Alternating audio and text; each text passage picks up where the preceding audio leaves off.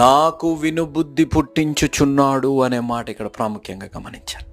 అలసిన వారికి ఊరట కలిగించే మాటలు ఈరోజు నా జీవితాల్లో మనం ఒక్కసారి ఆలోచించవలసి, మనం వినాలా? గాడ్ ఈజ్ లైక్ ప్రతి ఉదయం every day we have to listen to God. ప్రతి ఉదయం మన జీవితాల్లో వినడం మనం నేర్చుకోవాలి. అలసిన వారికి ఊరట కలిగించే మాటలు మన జీవితాల్లో మాట్లాడాలి.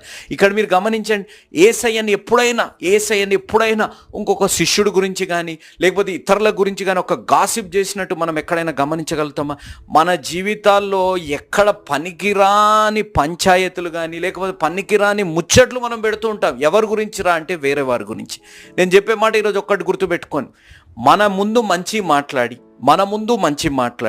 మన లేనప్పుడు ఎవరైనా చెడు మాట్లాడుతుంటే, నేను చెప్పే మాట, మన గురించి మన ముందు మంచి మాట్లాడుతుంటారు, మన వెనుక ఎవరైనా చెడు మాట్లాడి ఆ చెడు మాట్లాడే దానిలో మన గురించి మంచి మాట్లాడే వారు